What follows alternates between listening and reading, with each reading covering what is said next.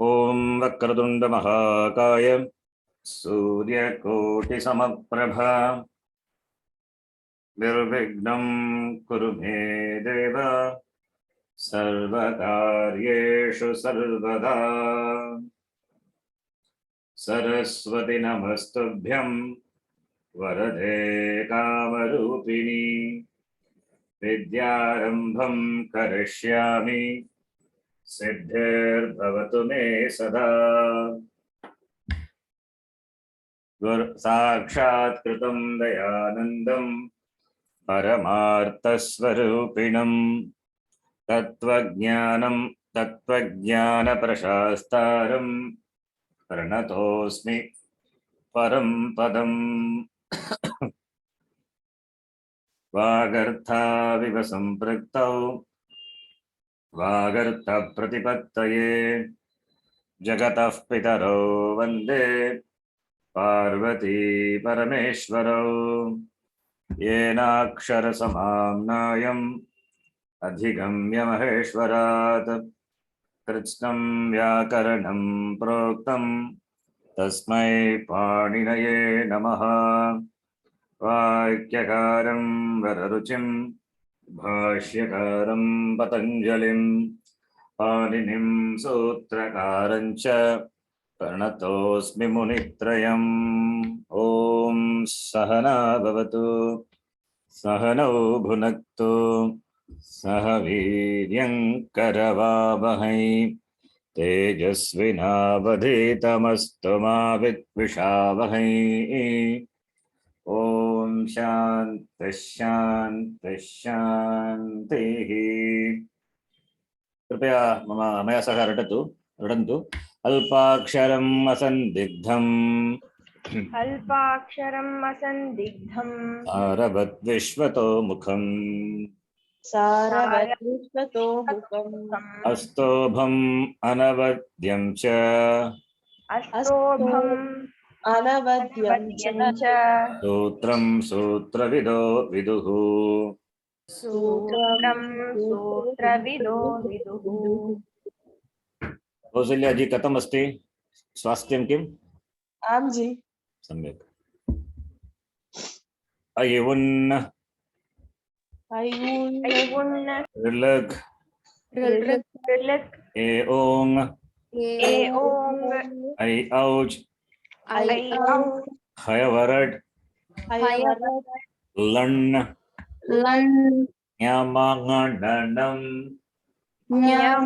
ञमङणनं जभै जभै खढधष् खढधष् जबगडदष् जबगडदष् खफ चठफ चटतौ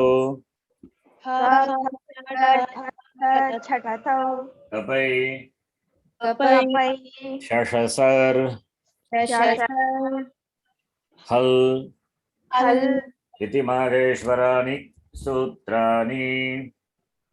माहेश्वराणि सूत्राणि। अस्मिन् विषये अपि डॉक्युमेंट प्रेषितं मया। आं दृष्टवती जी। तत्र पश्यतु कथं प्रत्याहार निर्माणं करणीयं, के वर्णाः कस्मिन् प्रत्याहारे कथम् अन्तर्भूताः भवन्ति इति सर्वे दत्ताः एव तत्र। मया इदानीं एतदेव पृष्टं यत् यन् इति प्रत्याहारे के वर्णाः सन्ति इति। अत्र पश्यतु प्रत्येकं सूत्रे अन्तिमवर्णः किल रक्तवर्णे, तेषां नाम किम्? इत्संज्ञा। इत्संज्ञा भवति, तेषां नाम एव इत्संज्ञा। मया एतदेव पृष्टं यत् यन् इति युक्ते किं, यन् प्रत्याहारे के वर्णाः सन्ति। यन् इति युक्ते यकारात् आरभ्य नकार इत्पर्यन्तं के वर्णाः सन्ति? पंचम तदेव सर्वे अन्तस्थाः सन्ति। पंचमसूत्रे यकारः अस्ति, यावर टकारः अस्ति, तत्तु इत्संज्ञा, तस्य गणनं न भवति यन् प्रत्याहारे। यावर ल नकार अपि इत्संज्ञा, तेषामपि गणनं न भवति। अतः यन् प्रत्याहारे निर्माणित यन् प्रत्याहारे सर्वे एते सर्वे अन्तस्थाः किल सेमी वबल्स् ते अन्तर्भूताः भवन्ति तदेव मया पृष्टम् अवगच्छति किम् आं महोदय सूत्रं दृष्ट्वा पृच्छति चेत् वक्तुं शक्नुमः किन्तु सूत्रं तु एतत् माहेश्वरसूत्रं कण्ठस्थं करणीयं यथा यथा क्रमेण दृश्यते अत्र तदेव एतेन क्रमेण एव कण्ठस्थं करणीयम् अय्यवन् लुलुक् एवम् इति मया दत्तम् एकं टेबल् अपि प्रथम तथा द्वितीय सूत्रद्वारा सर्वे समानस्वराः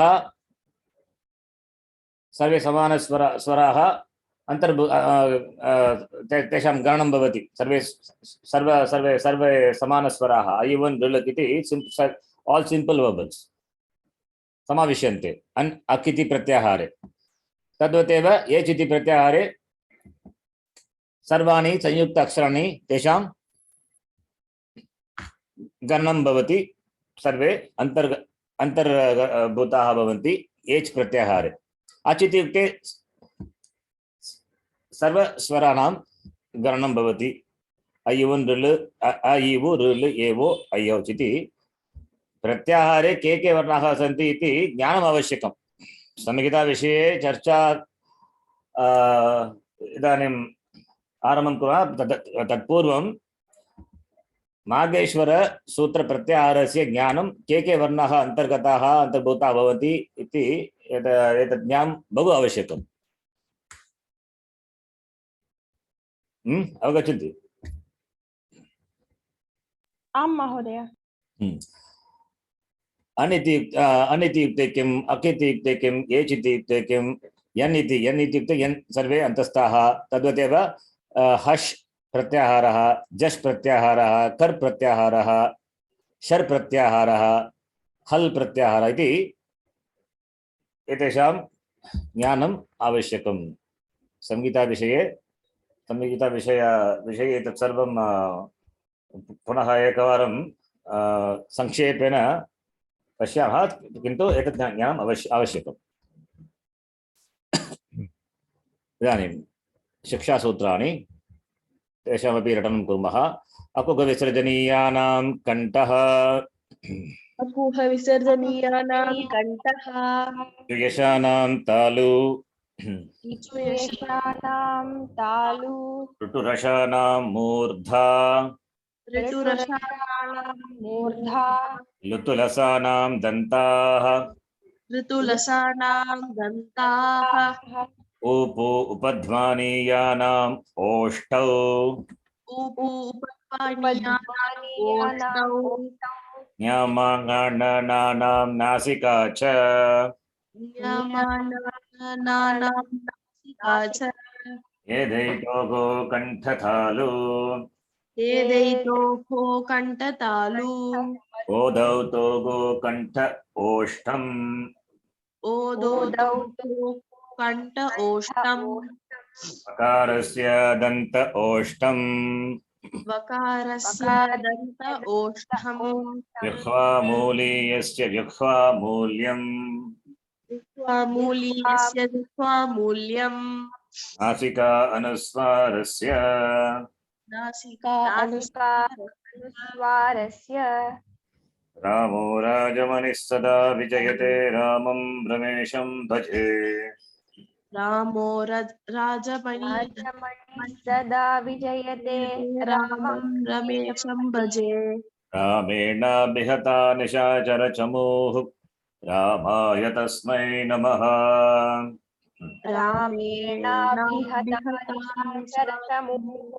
रामाय तस्मै नमः रामान्नास्ति परायणं परतरं रामस्य दासोऽस्म्यहम् रामान्नास्ति परायणं परतरं रामस्य दासोऽस्म्यहम् रामे चित्तलयः सदा भवतु मे भो राम मामुद्धर रामे सदा भवतु मे भो राम मामुद्धर yes अद्य संहिता विषये चर्चां कुर्मः। प्रथमं संहिता इति युक्ते किं? संहिता इति युक्ते सन्धिः। पश्यतु मम वर्ड डॉक्युमेंट पश्यति किल? आम जी। संहिता संहिता इति युक्ते कोऽपि मन्त्रः न। वेदेषु अपि संहिता इति एकः भागः अस्ति, तद् न अत्र, तदर्थः न अत्र। संहिता संहिता ब्राह्मणः आरण्यकम् उपनिषद इति वेदानां विभागः भवति, तत्तु अन्यत्। अत्र संहिता इति युक्ते सन्धिः इति अर्थः। संहिता इति युक्ते सन्धिः, न मन्त्रः। संहिता तु टेक्निकल नेम। संहिता इति युक्ते सन्धिः, अन्य नाम एव सन्धिः। लौकिक भाषायां सन्धि इति नाम्ना एव ज्ञायते। संहिता तु टेक्निकल नेम फॉर सन्धि। इदानीं वदतु, सन्धि इति युक्ते किं? सन्धिः इति अक्षरद्वयोः मेलनम्। अक्षरद्वयोः मेलनम्। उदाहरणं वदतु। इदानीं अ इ इति अक्षरद्वयोः मेलनेन अहम् एकम् उदाहरणं ददामि, पश्यतु। सा प्लस एव, सा प्लस एव किं भवति? अत्र एकं वाक्यम् अस्ति, सा एव अर्पिता। सा एव एतद् वाक्यं किल? आम्। सा एव अर्पिता अस्ति। सा एकं पदं वा न? सा आम्, एकं पदम्। एव अव्ययम्। एवपि पदम्, अव्ययपदम्। अर्पिता नामपदम्। अर्पिता अपि पदमेव अस्ति, क्रियापदं, पदमेव। क्रियापदम्। अत्र कति पदानि सन्ति? 4 पदानि सन्ति। 4 पदानि सन्ति। सा एव अर्पिता अस्ति। सा एकं पदम् अस्ति, एव अन्यपदम् अस्ति। तयोः मध्ये किमस्ति? रिक्तस्थलमस्ति। व्यवधानम् अस्ति किल? आम्। तयोः मध्ये, द्वयोः वर्णमध्ये व्यवधानम् अस्ति। यदि व्यवधानम् इत्युक्ते स्पेस, गैप, राइट? आम्। सा एव अर्पिता अस्ति। सा इति पदम् अनन्तरम् एव इति पदमस्ति। तयोः मध्ये यदि उच्चारण काल व्यवधानम् अर्धमात्रात् अधिकं भवति चेत्, कोऽपि परिवर्तनं न भवति। सा एव अर्पिता अस्ति इति एव वक्तव्यं। सा एव अर्पिता अस्ति। यदि व्यवधानकालम् अर्धमात्रात् अधिकम् अस्ति चेत् कोऽपि परिवर्तनं भवति पदयोः मध्ये। यदि व्यवधानम् अर्धमात्रिकम् अस्ति चेत् अथवा न्यूनम् अस्ति चेत् किं भवति? सा एव इति द्वयोः पदयोः मध्ये व्यवधानम् अस्ति किल? मात्र व्यवधानं, time. If it is less than half मात्रा, तदेव सन्धि इति नाम्ना ज्ञायते। सा एव यदि एकपदं, सा इति एकं पदम् अस्ति, एव इति अनन्तरम् एकं पदम् अस्ति, तयोः मध्ये व्यवधानमपि अर्धमात्रिका अस्ति अथवा न्यूनतः अस्ति, न्यूनतः अर्धमात्रिकम् उच्चारणकालिकम् अस्ति चेत् तदेव सन्धि इति नाम्ना ज्ञायते। सन्धि इत्युक्ते वर्णयोः वर्णानाम् अतिशयितसन्निधिः सन्धिः। वर्णानाम् अतिशयितः सन्निधिः अथवा अत्यन्तं सामीप्यम् अस्ति। वर्णयोः मध्ये अत्यन्तं सामीप्यं मीन्स् इत्युक्ते किं? क्लोज्नेस्, रैट्?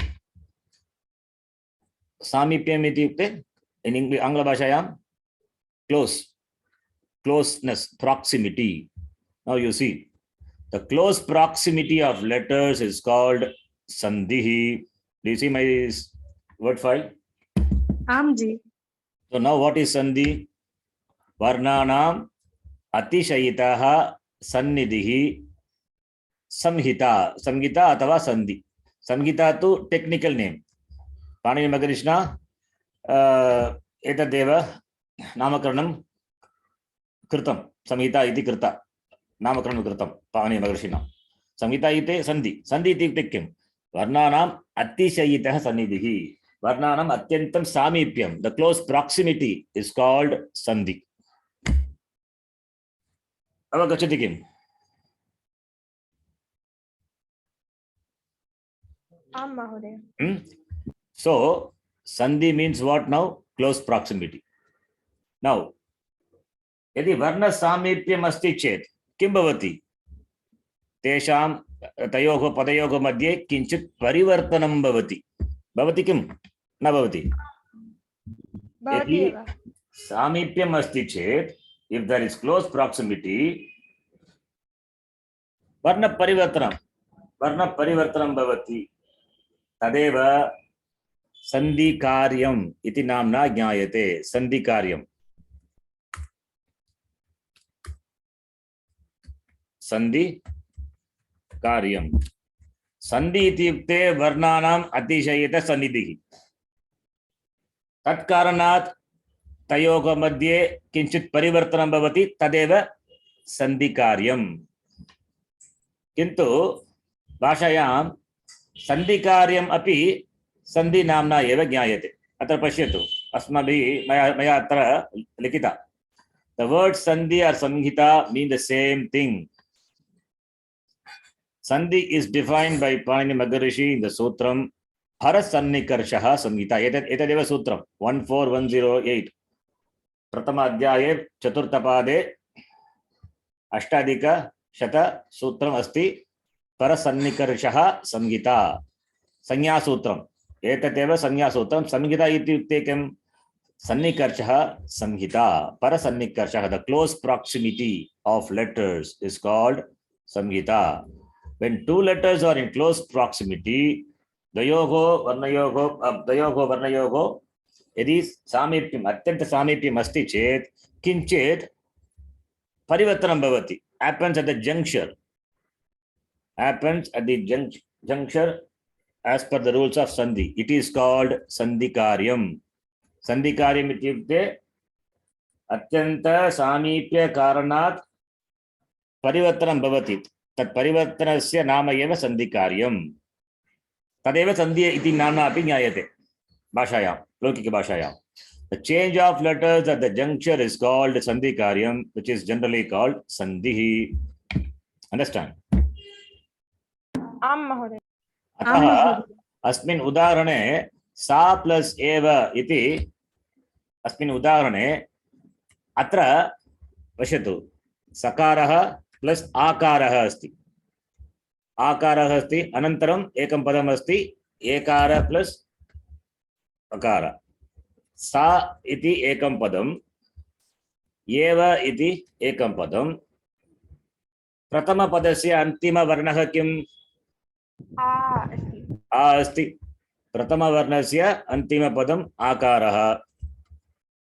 परपदस्य प्रथमवर्णः किम्? ये अस्ति. एकारः अस्ति. यदि तयोः मध्ये व्यवधानम् अधिकं व्यवधानं नास्ति चेत्, अर्धमात्रिकात् अधः अथवा न्यूनतया वर्तते चेत्, किं भवति तयोः मध्ये किञ्चित् परिवर्तनं भवति आकार प्लस एकार ते पदयोः मेलनं भूत्वा किं भवति आ प्लस ए किं भवति ऐ भवति ऐ भवति सकार आकार प्लस एकार ऐ वकार प्लस अकार अतः एव सकार प्लस ऐ सै वकार प्लस अ सैव सैव इति सन्धिं कृत्वा सैव इति भवति अत्र सैव इत्युक्ते एकपदं वा पदद्वयं वा अत्र इदानीम् एकपदमेव न एकपदं तदा अवश्यम् एकं विषयं ज्ञातव्यम् अत्र सन्धिकार्यात् पदयोः मेलनम् एव भवति कदापि एकपदं न भवति यदि एकपदं भवति चेत् तत्तु समासः समासविषये एव एकपदं भवितुं शक्यते ओ एवं वा शोभनम् एकपदं भवनम् एव समासः किन्तु सन्धिकार्ये एतावत् न यद्यपि सैव इति अस्ति तथापि सा प्लस एव this is not one word this is only sandhi because it is sandhi therefore you can split sa plus eva it is not ekapadam dvayoho padayoho melanam किञ्चित् परिवर्तनं भूत्वा सैव इति एव भवति किन्तु पदद्वयम् एव अत्रापि सा एव इति तदेव अस्ति अत्र एकपदी भवनं न भवति एकपदी भवनं चेत् तत्तु समासः समासे विषये एव एकपदी भवनं भवितुं शक्यते अत्र न अत्र तु सन्धिकार्यः केवलं सन्धिकार्यः सन्धि इत्युक्ते किं वर्णानां सामीप्यम् अतः किञ्चित् परिवर्तनं भूत्वा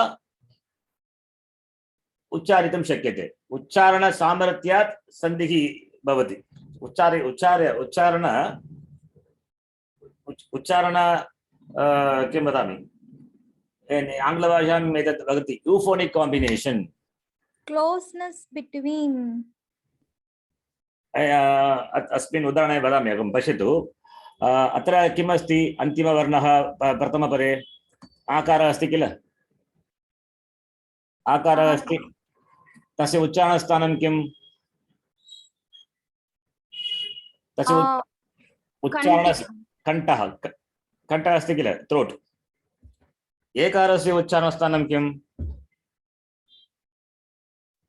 कण्ठतालु कंठ एदैतोः कंठतालु किल आं महोदय आकारस्य उच्चारणस्थानं कंठः एकारस्य उच्चारणस्थानं कंठतालु अतः द्वयोः कंठः इति सामान्यमस्ति उच्चारणस्थानं यदि सा प्लस एव इत्युक्ते अत्र एकारस्यापि कंठः अस्ति उच्चारणस्थानम् अतः सैव इति युक्ते तेषाम् उच्चारणं सुलभतया भवति एतत् उच्चारणं सुलभतया भवति उच्चारण सुलभार्थम् एव सन्धिः भवति तदेव आङ्ग्लभाषायां यूफोनिक् combination let me explain with another example see let me say that in English you will understand it better see now what example I'll give okay अहमेकम् example उदाहरणं वदामि ब्रह्म प्लस ऋषिः किं भवति ब्रह्म प्लस ऋषिः ब्रह्मर्षिः ब्रह्म अन्तिमपदं किम् अन्तिमवर्णः किं ब्रह्मपदस्य अकारः अकारस्य उच्चारणस्थानं कण्ठः ब्रह्म इति एकपदम् अस्ति अनन्तरं किं पदमस्ति ऋषिः तस्य उच्चारणस्थानं ऋकारस्य उच्चारणस्थानं किम् जिह्वा न ऋकारस्य उच्चारण ऋटुरसानां Murdha. Murda. Murdanya, cerebral. What is cerebral? For the pronunciation of cerebral, you have to fold your tongue and touch the roof of the mouth, right? Amji. And for the pronunciation of akara, you have to use Kanta. kanta. Now you have Brahma plus Rishihi. And if the matra, if the time gap between the two, that is Vyavadanam, if it is less than half matra, how are you going to say it? If the Vyavadanam, the time gap between the two padams is less than half matra, how are you going to say, pronounce the word Brahma Rishihi? Say it, try it. Half matra is less than, you know, that the time which you take to blink your eye. That's half matra. Less than that. How do you say it? It's very difficult. Brahma Rishihi. That is Brahma. When you say, the word ends with throat, and immediately you have to change the place of pronunciation of the tongue. You have to touch the roof, right? It takes time. Takes time or not?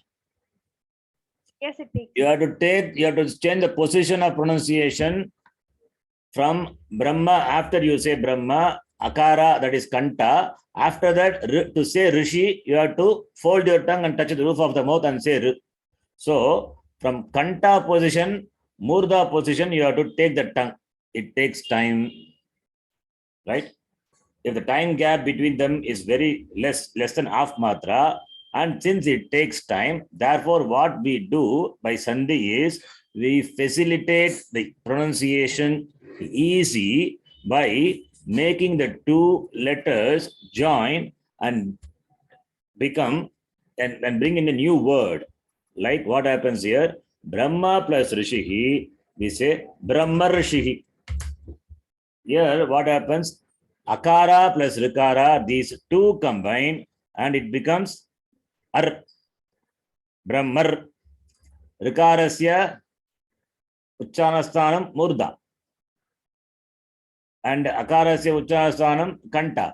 So Brahmar, when you say, here what happens, the R, which is difficult to pronounce immediately after akara, when the time gap is less. Now making these two join and replace it by ar, Brahma Rishi, it becomes easy to pronounce. That is called euphonic combination. It's called when two words having different place of pronunciation, and when the time gap is less, then you combine the two letters and replace it by an apt letter, which will make you pronounce quick, easily. It facilitate your pronunciation. Facilitates your pronunciation. You can comfortably pronounce with less effort. With little difficulty. That's all. So that is what's called euphonic combination. So about this I have written, I think. Let me show you. In this document. Okay, let me explain this. Sandhisthane kinchit vikarah sandhi niyamena bhavati. What is sandhisthanam? Sandhisthana iti yukte padayogo sandhi, meeting point, juncture. Kinchit vikarah bhavati. Kinchit niyama anusaram vikarah bhavati tadeva sandhi iti namna nyayate. Tat sandhikarim iti namna nyayate. Loke prayena sandhikaryameva sandhi iti namna vyavahriyate. अतः संधि अथवा संधिकार्यम् इत्युक्ते समानः एव, कोऽपि भेदः नास्ति. संधिः इत्युक्ते संधिकार्यं, संधिकार्यम् इत्युक्ते संधिः एव. संधिः इति लौकिकभाषायां कथ्यते. टेक्निकल् नाम अस्ति संहिता. अत्र पश्यतु, संधि इत्युक्ते किम्?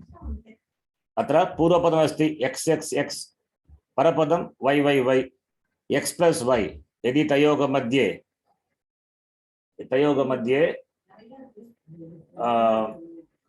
उच्चारणकालम् अर्धमात्रिकात् न्यूनमस्ति चेत् किं भवति?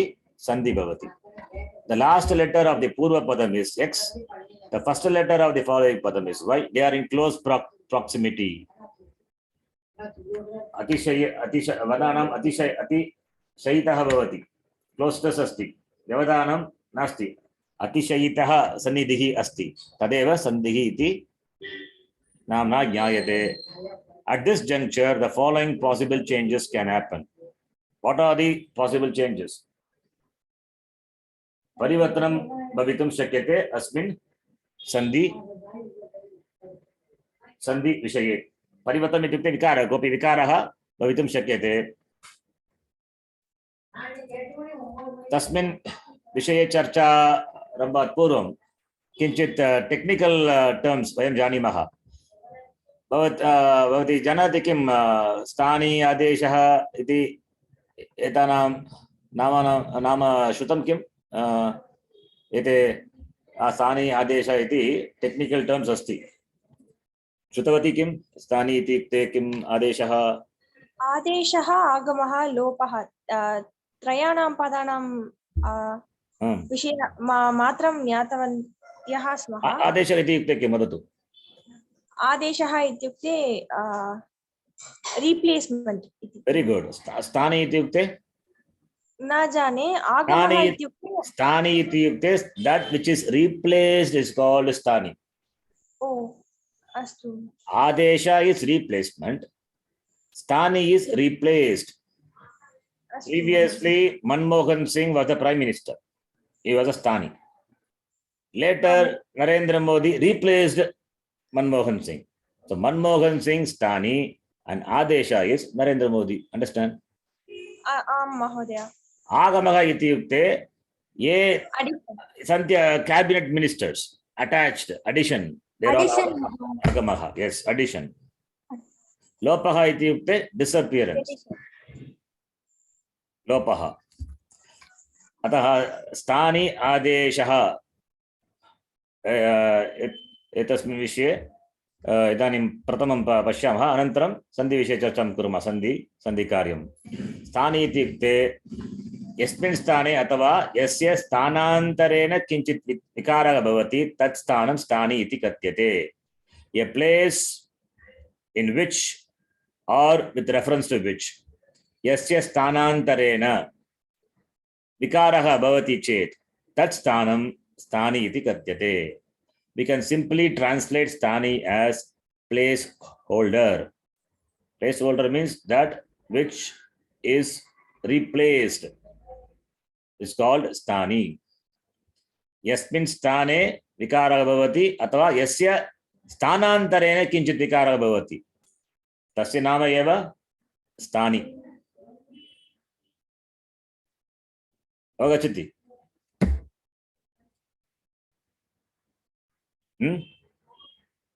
अवगच्छति किं स्थानी इत्युक्ते किम्? आं महोदय, स्पष्टमस्ति. अस्मिन् उदाहरणे पश्यतु. सा प्लस एव अत्र दत्तं. सा प्लस एव आकार प्लस एकार स्थानी अस्ति. अत्र आ प्लस ए आकार प्लस एकार. पूर्वपदे आकारः अस्ति, परपदे एकारः अस्ति. पूर्वपरयोः एव स्थानी भवति. तयोः स्थाने किम् आदेशः भवति? ऐ इति अन्य वर्णस्य आदेशः भवति. ऐ इत्युक्ते आदेशः. ऐ आदेशः भवति. आकार एकारयोः स्थाने आकार प्लस एकार is the स्थानी, in the place of which aikara, a new letter, is the adesha. The new letter facilitates the pronunciation of two independent words having less gap. That is called sandhikari. Sandhikaryam sandhi. Sthani is a plus a is a sthani. In this example, a plus a is sthani, I is the adesha. Clear? Astu. I'll give another example. You know all these things, or are you learning for the first time all the terms? We are learning for the first time. यदि plus अपि, यदि इति अव्ययपदम्, अपि इति अपि अव्ययपदम् अस्ति। यदि पदस्य अन्तिमवर्णः किम्? इकारः। अपि पदस्य प्रथमवर्णः अकारः। अत्र के वर्णयोः सामीप्यम् अस्ति? इ आ। इकारस्य तथा अकारः, इकारात् परम् अकारः अस्ति किल? आम्। इकारस्य उच्चारणस्थानं किम्? इकारस्य उच्चारणस्थानं, स्थानज्ञानम् आवश्यकम्।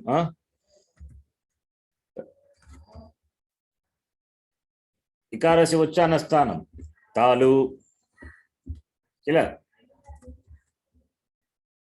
आम् महोदय। अकारस्य उच्चारणस्थानं? अकारस्य उच्चारणस्थानं किम्? कण्ठः। अकारस्य उच्चारणस्थानं कण्ठः, इकारस्य उच्चारणस्थानं तालु, अकारस्य उच्चारणस्थानं कण्ठः। यदि अपि इति द्वयोः वर्णयोः पदयोः मध्ये व्यवधानं न्यूनतया अस्ति चेत् इकारः तस्य उच्चारणस्थानं तालु, अकारः उच्चारणस्थानं कण्ठः।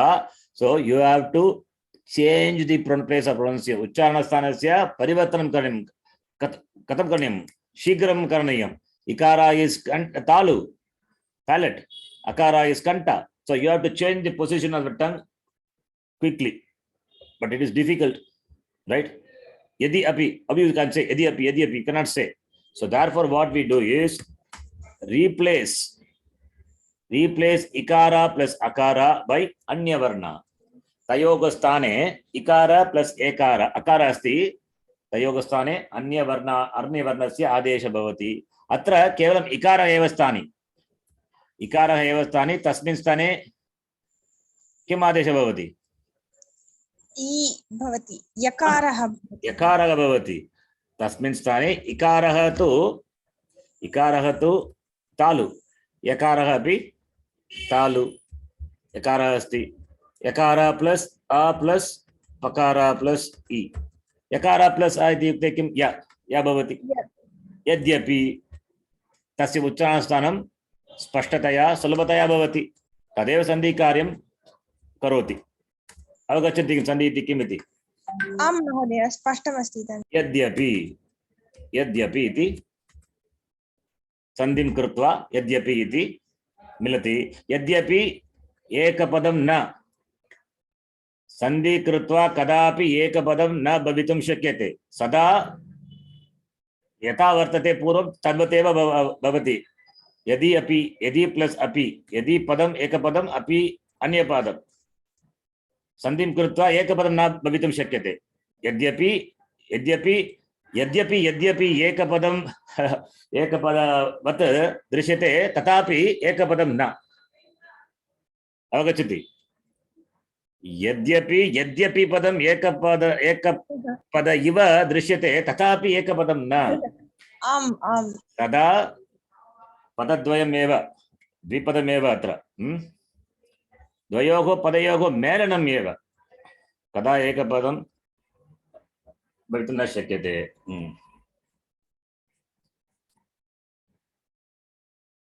Okay, understand? आम् जी। Yes. A child is born from the mother.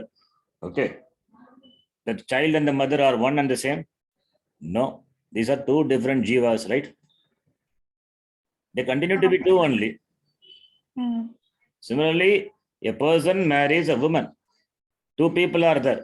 They will not become one. They continue to be two independent jiva only.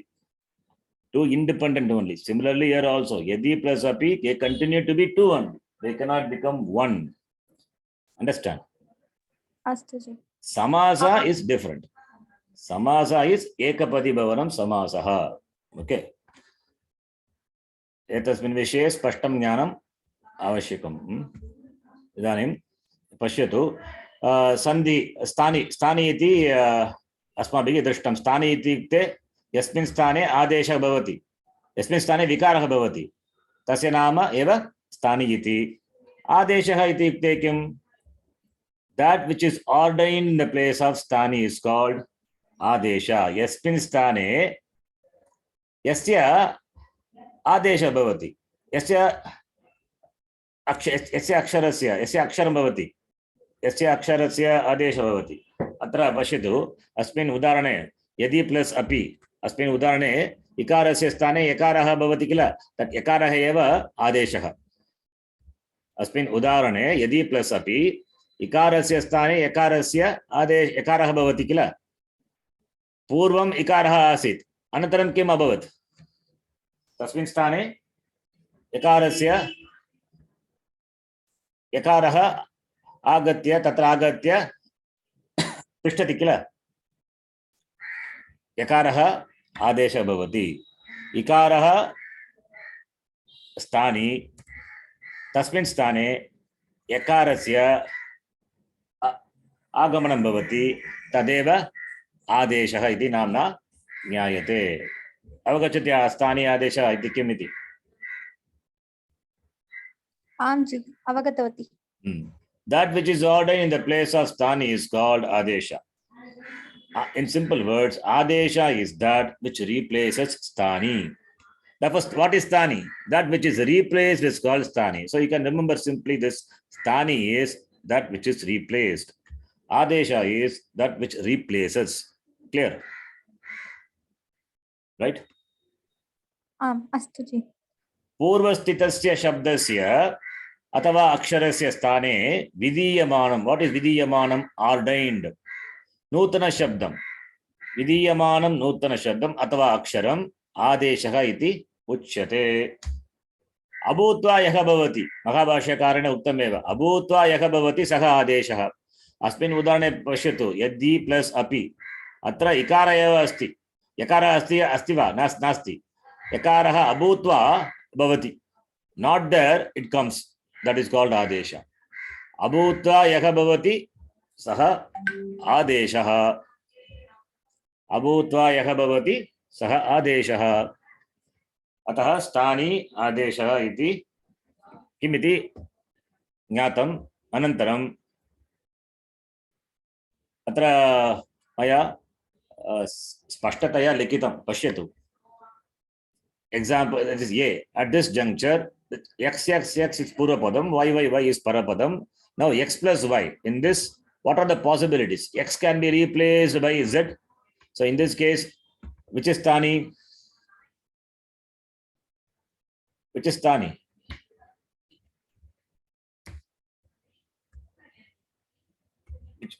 please unmute and say which is sthani x plus y and the answer I've given x is there and z has come. Now which is sthani, which is adesha?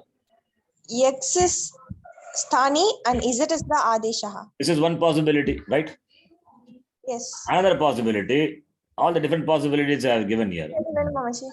X plus y. Here z has come in the place of which? In the place of vadatu. In the place of what? Y it has come, right? Z. In that case, what? Which is the adesha? Which is the sthani? Atraiva dattam. Y is the sthani. Z is the adesha, right? So this is another possibility. The first possibility, x is a sthani replaced by y, replaced by z. The second, y is a sthani replaced by z. That is second possibility. Third possibility is both x and y can be replaced by a new letter. In this, which is sthani, which is adesha.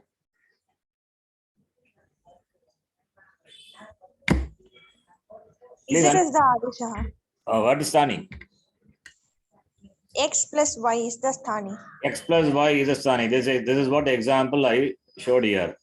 Sa plus eva, a plus a. Here, a plus a is the sthani.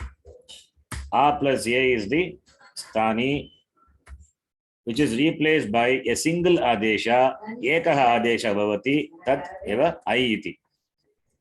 This is another possibility. All these possibilities are given, which happens according to the niyama, the rules. Sutram, that is the Sandhi Niyama.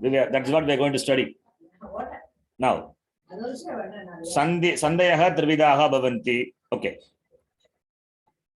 एतत् पर्यन्तं यदि किञ्चित् संशयः अस्ति चेत् प्रष्टुं शक्यते संशयः अस्ति किम् एतावत् स्पष्टमस्ति महोदय सन्धि इत्युक्ते किं वदतु सन्धि इत्युक्ते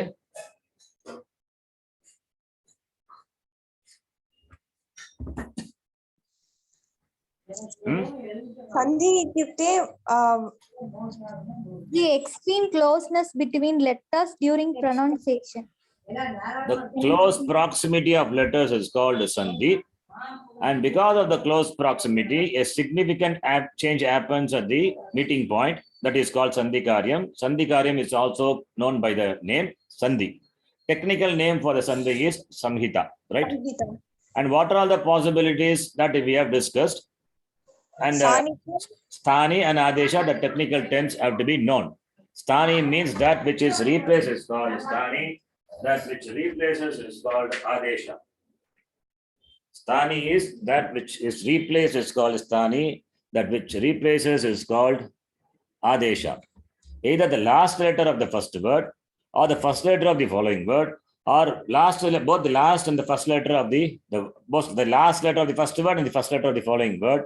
These can be replaced, right? All these possibilities are there, and this is what going to be discussed in Sandhi Karyam. Up to this we discussed. Any doubts? Please ask.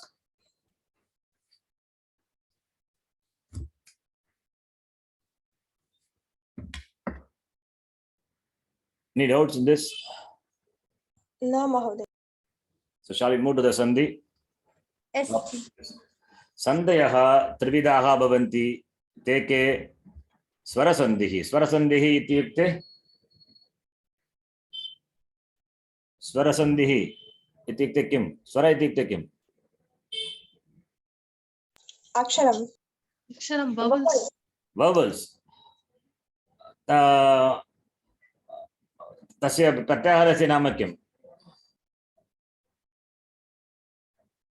प्रत्याहारः अस्ति किल?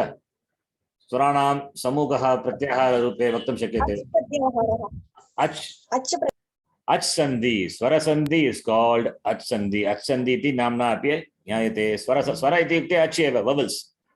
स्वर सन्धिः अथवा अच् सन्धि. Changes between vowels known. Yes, the changes happen between the vowels. That is called swara sandhi, ach sandhi.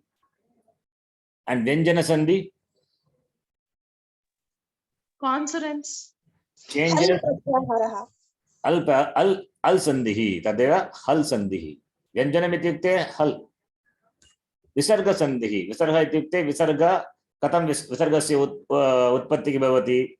Visargasya sthane आदेशः के आदेशः भवितुं शक्यन्ते तस्मिन् विषये विसर्गसन्धिः विसर्गसन्धेः चर्चा भवति. विसर्गसन्धिः इति सन्धयः प्रधानतया त्रिविधाः भवन्ति. स्वरसन्धिः, व्यञ्जनसन्धिः, विसर्गसन्धिः. किन्तु केचन वदन्ति पञ्चसन्धयः इत्युक्ते स्वरसन्धि विषय अस्मिन् प्रकरण एव अन्य संधि किं वदामि अन्य सन्धिः अपि समाविश्यन्ते विसर्गसन्धि प्रकरणे एव. अतः तेषां पृथक् कथनं न आवश्यकम्. अतः स्वरसन्धिः, व्यञ्जनसन्धिः, विसर्गसन्धिः इति सन्धयः त्रिविधाः भवन्ति. प्रथमं स्वरसन्धिः कथं भवति, स्वराणां सन्धिः मेलनं, तस्मिन् विषये चर्चां कुर्मः. स्वरः इत्युक्ते अच्, वयं जानीमः. स्वरः इत्युक्ते अच्, ववल्स्. इदानीं पश्यतु, स्वरसन्धिः. स्वरसन्धिः इत्युक्ते स्वर स्थाने स्वरः एव भवति, आदेशः अपि स्वरः एव भवति, तदेव स्वरसन्धिः. स्थाने अपि स्वरः, आदेशः अपि स्वरः एव. अतः स्वरस्य स्थाने स्वर आदेशः भवति, तदेव स्वरसन्धिः. अवगच्छति किं? स्वरस्य स्थाने स्वरस्य स्थाने स्वर आदेशः भवन्ति स्वर इत्युक्ते अच् अच् वर्णस्य स्थाने अच् वर्णस्य अन्य अच् वर्णस्य आदेशः भवन्ति अच् वर्णस्य स्थाने अन्य अच् वर्णस्य आदेशः भवन्ति अच् इत्युक्ते ववल्स् द्वयोः स्वरयोः संहिता भवति तदा अच् सन्धिः इति उच्यते यदि द्वयोः स्वरयोः संहिता सन्धिः भवति चेत् तदेव अच् सन्धिः द्वयोः व्यञ्जनयोः संहिता भवति सन्धिः भवति चेत् तदेव हल् सन्धिः तद्वत् एव विसर्गसन्धिः प्रकृतिभावसन्धिः स्वादिसन्धिः इति अन्य सन्धिः अपि सन्ति तस्मिन् विषये चर्चाम् अनन्तरं कुर्मः इदानीं पश्यतु अत्र स्वरसन्धि विषये चर्चारम्भं कुर्मः स्वरः इत्युक्ते ववल्स् तदनन्तरं पूर्वं सवर्णः इति किम् असवर्णः इति किं ज्ञातव्यं वयं जानीमः एव सवर्णः इत्युक्ते किं Similar vowels. सिमिलर् इत्युक्ते किं Proximity. No, not proximity. Sandhi is proximity. Savarna is not proximity. तस्य उच्चारणस्थानं समानस्थले उच्चारणस्थानं तथा प्रयत्नः समानः भवति यथा अकारस्य आकारस्य ह्रस्व आकारस्य तथा दीर्घ आकारस्य मध्ये सवर्णत्वम् अस्ति किल तेषाम् उच्चारणस्थानं कण्ठः एव अतः अकारस्य तथा आकारस्य तयोः सवर्णत्वं सावर्ण्यम् अस्ति असवर्णः इत्युक्ते अकारः अस्ति इकारः अस्ति इकारः तु तालु अकारः तु कण्ठः उच्चारणस्थानं भिन्नं भवति अतः असवर्णः डिसिमिलर् लेटर् ओके सो सवर्ण असवर्ण अत्र पश्यतु सवर्णं सवर्णम् इत्युक्ते किम् a letter is similar to another letter when it has similarity इत्युक्ते सादृश्यं सदृशतमम् in terms of the place of pronunciation उच्चारणस्थानम् and effort प्रयत्नः सूत्रमस्ति तुल्यास प्रयत्नं सवर्णमिति एकं सूत्रमस्ति प्रथम अध्याये प्रथमपादे नवमसूत्रं तुल्यास्य प्रयत्नं सवर्णं सवर्णम् इति किम् इति पाणिनिमहर्षिणा अस्मिन् सूत्रे उक्तं तुल्य तुल्य इत्युक्ते समानम् आस्य आस्य इत्युक्ते उच्चारणस्थानं प्रयत्नम् एफर्ट् येषाम् अक्षराणाम् उच्चारणस्थानं तथा प्रयत्नं समानं भवति ते सवर्णम् इति नाम्ना ज्ञायते यू कैन सी उदाहरणम् अत्र ह्रस्व अकारः तथा दीर्घ आकारस्य सवर्णत्वम् अस्ति किमर्थं सवर्णत्वम् अस्ति कथं वक्तुं शक्यते तेषाम् उच्चारणस्थानं तु कण्ठः एव अतः सवर्णः अकार इस् सिमिलर् टु एदर् अकार इट्सेल्फ् आर् आकार तद्वत् एव इकारस्य इकारः अथवा ईकारः उकारस्य उकारः अथवा ऊकारः तद्वत् एव किन्तु अकार इस् नाट् सवर्ण टु इकार किमर्थं सवर्णः नास्ति अत्र अकारस्य उच्चारणस्थानं तु कण्ठः इकारस्य तालु तालु अकारः तु कण्ठ्यः इकारः तु तालव्यः उच्चारणस्थान भिन्नमस्ति किल भिन्नत्वात् आं महोदय तेषां सावर्ण्यत्वं नास्ति अतः असवर्णः इति they are dissimilar letters right so this सूत्रम यू कैन रिमेंबर तुल्यास्य प्रयत्नं सवर्णं प्रथम अध्याये प्रथम पादे नवम सूत्रं संज्ञा सूत्रं सवर्णमिति सवर्णमिति संज्ञा सवर्णमिति इत्युक्ते संज्ञा is name it's a name न सवर्णम असवर्णम नञ्च तत्पुरुष समास that which is not savarnam that which is not similar is called dissimilar now dissimilar in the above example a is dissimilar to any letter other than akara or akara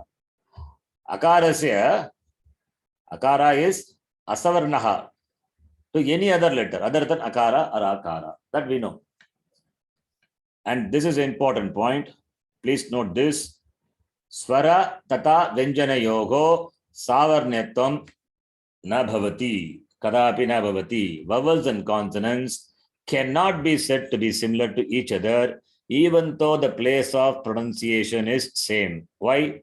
Because effort is different. Why I am saying this? You know why it is? In the Shiksha Sutram, you chant Akuga Visarjaniyanam Kantaha Atra Akaraha asti kila? Am Mahodaya. Akaraha tu swaraha vowel. Ku iti ityukte kim? Kavargaha. सर्वेषां सर्व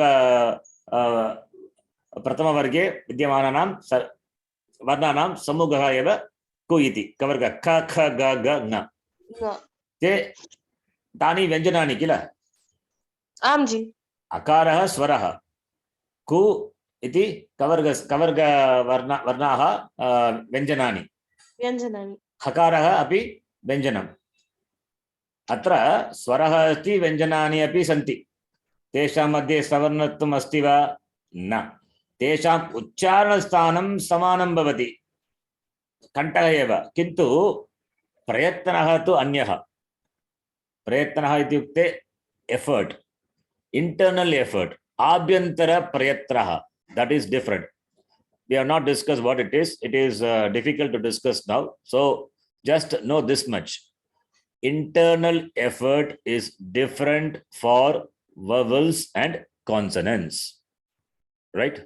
So just remember this much. If you are interested in knowing this more, that we have to discuss outside this class, out of the scope. The class we cannot discuss because it takes some time.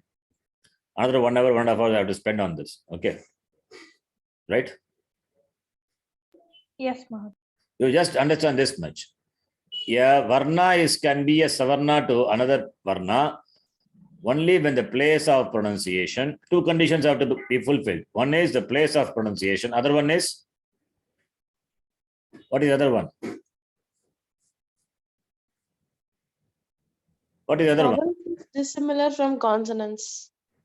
No, a varna can be a savarna to another varna only when it has only with similar place of pronunciation and what is the other one? Effort. Prayatnaha. Prayatnaha. Here in the Shiksha Sutrani, only Uchchana Sthanams are given. Prayatnas are not given. So don't think the vowels and the consonants are savarna. Not like that. They have got same or similar place of pronunciation, but their efforts are different. Therefore, a and ku. Aswaraha ku vyanjanani tayogo savarnyatvam nasti. They cannot be similar. Right? Understand? Am Mahodaya. That is what I have given here. Vowels and consonants cannot be said to be similar to each other, even though the place of pronunciation is same. Akuga visarjaniyanam kantaha, ichuyashanam talu, etc. Why? Because effort is different. Prayatnaha tu anyaha eva ataha tesham madhye savarnatvam nasti. Right? So akara can be similar to either itself or dirgha akara or pluta akara. All those things we know. All the 18 letters are there. Remember the classification? Kala veda kritaha, swara veda kritaha, we have seen. Remember?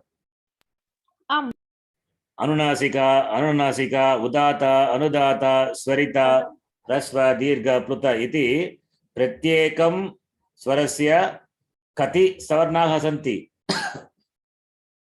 द्वादश. अष्टादश. Okay. क्षम्यताम्, अष्टादश. अकारस्य तथा इकारस्य उकारस्य अष्टादश प्रत्येकं स्वरस्य अष्टादश सवर्णाः सन्ति. ऋकारस्य कति सवर्णाः सन्ति? ऋकारस्य लकारस्य 12. राइट?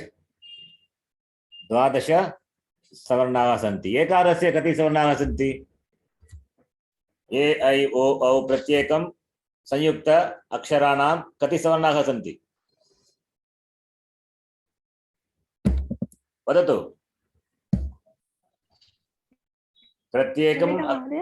प्रत्येकं संयुक्त अक्षराणां ए ऐ ओ औ कति सवर्णाः सन्ति?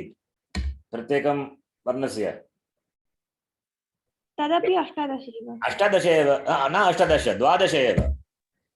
एकारस्य एकारः दीर्घः ह्रस्वः अस्ति किम् आम् न न न ह्रस्वः नास्ति अतः 2 into 3 2 into 2 4 4 into 3 12 you know the chart I showed you I sent you also did you go through the documents